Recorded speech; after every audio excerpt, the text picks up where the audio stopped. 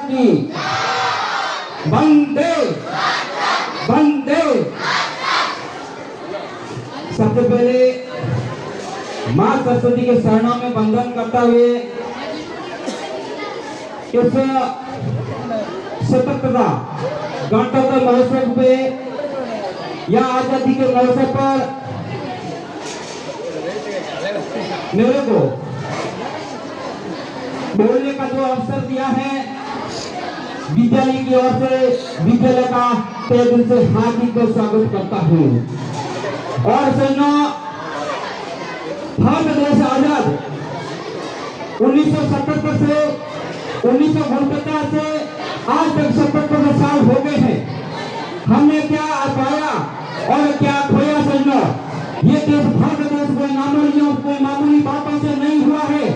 इसमें बहुत सारे वीरों ने, बहुत सारे माताओं ने, बहुत सारे भाइयों ने प्राण गंवा दिए थे और बहुत सारे बहनों ने मातों का सिंदूर को फीका कर दिया था और बहुत सारे माताओं ने इकलौता बेटा गंवा दिया था। बहुत सारे भाइयों ने अपना इकलौता हाथ तोड़ दिया था और बहुत सारा पिता ने वो अकेलापन महसूस किया था। तब जाकर ये भारत देश आजाद हुआ है। ये नॉर्मल बातों से भारत देश आजाद थोड़ी हुआ है। मैं आजादी पर आपने पा ली, परंतु आपको आजादी 365 दिन पर घंटे हमेशा आपको आजादी पाने के लिए अधिक रहना पड़ेगा। आप यहाँ स्कूल में आते हो, 52 सेकंड का राष्ट्रगान गाने से ये कोई आजादी नहीं मिलती है, या अच्छा वीडियो बना से यूट्यूब पर अपलोड करने से कोई आजादी नहीं मिलती है, कोई इंस्टाग्राम पर पोस्ट बनाने से ये आजादी नहीं मिलती है, कोई फेसबुक पर अपने फ्रेंड सर्किल लिस्ट बनाने आजादी नहीं मिलती है। ये तिरंगा का मौसम है, अपने को एकजुट कर रहना पड़ेगा। ये अपने को प्राण लेना पड़ेगा कि आजादी को जिंदा कैसे रखे। ये हमारी एक धारणा पैदा करनी पड़ेगी। तब मैं इस आज की विडंबना को देखता हूँ, संतों खाके मुखियों को बहुत दुख होता है कि आज हमारी संस्कृति का औचित्य बिल्कुल खत्म हो रहा है। आज शिक्षा की पद्धति इतनी कमजोर हो रही है कि ऐसे सरकार का पाबंदी हो गई कि 1 से 8 तक बच्चे को फेल नहीं करना है। और सर के ऊपर भी बच्चों आवाज मत करो, माता बहनों 2 मिनट ढूंढ लो। और सरकार की ओर से यह पाबंदी हो गई है कि बच्चे को फेल नहीं करना और मास्टर के ऊपर यह पाबंदी हो गई है कि बच्चे को कोई पीटना नहीं, अगर पीटना दिया जाए तो मास्टर एक दंड का भागी बनेगा। ये पद्धति हो गई है हमारे यहाँ। तो हम जैसे 2003 और 2004 में जो पढ़ाई कर रहे थे उस समय ये नहीं थी, मास्टर जबरदस्त ये पीटे जी, मास्टर सुनी जी गवाते हमारे को जबरदस्त ये पीटते थे। आज फलस्वरूप हमारे को बोलने का मौका मिले है और हर इज्जत में ये हम तरक्की कर रहे हैं। इन्हों की बदौलत है, जोरदार लोगों तालियों में सम्मान तालियां बदल जाए। ये शिक्षा पद्धति हो गई है, तो ये शिक्षा पद्धति को थोड़ा इसमें सुधार करना पड़ेगा, तब जाकर ये भारत देश आजाद माना जाएगा। बहन बेटी की रक्षा हो जाएगी। सीने पर आप बहुत वीडियो बनाते हो, जब आप सीने पर मर मिटने की बात करते हो वह आप कोई नहीं जाते हो। अपने देश में, अपने गांव में फौज में कितने हैं सर ये बता दो। कोई अपना बेटा नहीं भेजना चाहता है। ऐसी अपने को दृढ़ संकल्प और एक नींद चलानी पड़ेगी, तब हम आजादी का मौसम को मनाने जाएंगे। और समझो, मैं सीधी बात अगर शिक्षा पे करूं तो यह शिक्षा बहुत अच्छी है, इसको मैं नकार नहीं करता हूं, क्योंकि दिनों दिन टाइम टू टाइम यह बच्चे और युवा साथियों अपना अच्छा प्रोग्रेस करके नौकरी प्राप्त किया है। ये शिक्षा कोई नौकरी नहीं है, यह शिक्षा एक श्रेणी का दूध है। जितना पियोगे उतना दहाड़ोगे, जितना खाओगे उतना हौसला उत्कट होगा। यह शिक्षा है। शिक्षा कोई ये थोड़ी है कि आपको नौकरी नहीं मिलती तो शिक्षा छोड़ देंगे। शिक्षा नहीं छोड़नी है। शिक्षा एक हौसला अपने करता है और शिक्षा एक जन्म से लगाकर मरण तक आपको शिक्षा साथ में देती है। अगर आपने शिक्षा अपनी ग्रहण कर ली तो वो शिक्षा आपको कभी जीवन में चोरी नहीं होने देंगे, भाइयों के साथ बंटवारा नहीं होने देंगे और तमाम प्रकार की शिक्षा आपको निशानी देना देगी। वो शिक्षा होती है, वो शिक्षा आप क्यों नहीं ग्रहण करते हो। आप बच्चे एक नौकरी की धारणा लेती हो कि मेरे को नौकरी नहीं मिली और मैं क्या कर पाऊंगा। समझो, आप एक मारवाड़ी में कहावत बताऊं कि आप अच्छी शिक्षा अगर प्राप्त कर दी तो आप देशावर जाओला तो आपने नौमारा कौन कराएला, नहीं तो आपने वो झाड़ू पोछो करना पड़ेगा और दरदरी ठोकरो खानी पड़ेगा। जनता से मारो निवेदन है कि आप शिक्षा अच्छी ग्रहण करो, उसी करो। हमें आपने माता अवसर दे रहे हो तो आप यहाँ क्यों आगे रहे हो और क्यों आवेदन करके हो। रही बात है अगर मैं दूसरी तीसरी बात करूं तो संस्कार की, या समझो संस्कार जितना जरूरी है, जितना शिक्षा जरूरी है उतना संस्कार जरूरी है।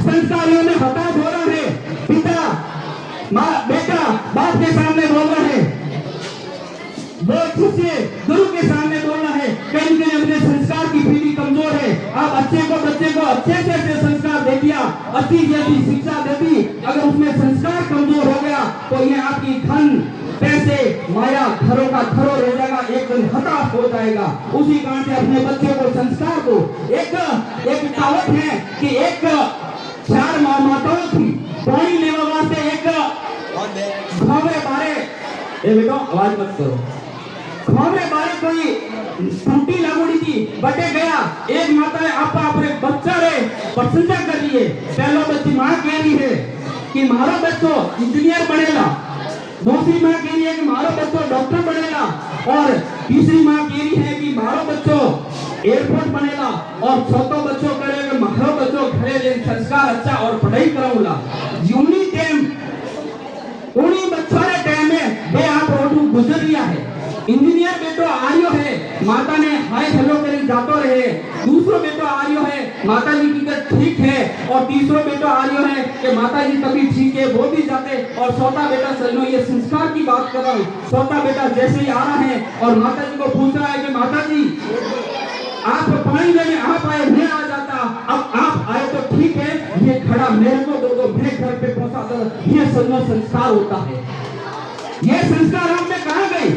तब आपने तो ये कहता हूँ कि आप जितना पैसे कमाओगे अगर बच्चों में संस्कार नहीं होगा तो वो पैसा आपका एक 0 पॉइंट हो जाएगा। मेरी बात को याद रखना आप दोनों, संस्कार बहुत जरूरी है। तीसरी बात विद्यालय की और भ्रमोत्सव की बात करूंगा कि शिक्षा एक मंदिर है, शिक्षा एक बहुत मंदिर से भी एक बड़ा मंदिर है। यहाँ अपने भगवान अपने धन वगैरह सब कुछ भी तो है, पर अखे आवा वास्ते आप कतराओ मत, आप ज्यादा संख्या में अखे देवा की कोशिश करो, वो शिक्षा रो मंदिर है। ऐसा संदेश भरो कि आने वाली पीढ़ी आपसे कुछ नया सीखे, और ये बच्चे जो भारत की पीढ़ी है, मैं तो ये कहूँ इसी बच्चे से आप अगर संस्कार दिया तो इसी बच्चे से कलेक्टर बनेगा, IAS बनेगा, डॉक्टर बनेगा, और इसी से संस्कार दे दिया तो गुंडा गर्दी इसी के बच्चे से पैदा होगा। सर ये कोई सैन्य बात से नहीं आता है, तभी तो क्यों कंटिन्यू इसको संस्कार दिया जाए। और पर्यावरण की अगर बात करूं तो पर्यावरण बहुत जरूरी है। आप या तो कब है जब ये मैं देखता हूँ कि धानों की खेती हो रहा है, पर्यावरण जबरदस्त पेड़ पौधे ऊपर कटाई हो रहे हैं, समझो ये सब कुछ पर्यावरण है। कोरोना जैसी अगर महामारी आ गई और पेड़ पौधों की कटाई होगी तो अपने तो जीने के लिए मुश्किल हो जाएगा, कैसे जी पाओगे? पर्यावरण बहुत जीवित है। धन्यवाद इस स्कूल में सुनिधि मार्ग को दूंगा कि ये बहुत अथक मेहनत करके ये पर्यावरण को जीवित रखा है और पूरा हरा भरा ये बगीचा को बढ़ा दिया। महासाहब ने बहुत आधा घंटा पहले ये भी बात की कि गर्मी की छुट्टी होती है तो भी मैं स्कूल आता हूँ और पानी पिला के चला जाता हूँ। सही लो, पर्यावरण को आप जीवित रखने के लिए ज्यादा नहीं कर सकते हो। एक मैं आपको यहाँ से आपको ठंडे के नीचे एक प्रतिज्ञा लेकर जाने पड़ेगा। आप घर में 5 सदस्य होते हो, 5 आपका जन्मदिन आता है, एक जन्मदिन पे एक पौधा लगवा दो। ऐसे करके 10 सालों में आपके पास पौधे ही पौधे हो जाएंगे। 10 साल में आपके 50 या 100 पौधे हो जाएंगे तो पर्यावरण जीवित रह जाएगा। ऐसे एक शपथ लेनी पड़ेगी। दूसरी बात करता हूँ, यहाँ ऐसा तुम नहीं लगता है। मैं अगर बात करूँ तो आप बच्चों की शिक्षा की बात करता हूँ, अगर शिक्षा में अगर कमी लेगी तो आपको बहुत ठोकरें खानी पड़ेगी। जब सही आप सब विराजमान है, जब 365 दिन होते हैं बच्चों को जब स्कूल भेजते हैं, 365 में एक घंटे की बात करूँ तो 13,435 घंटे होते हैं।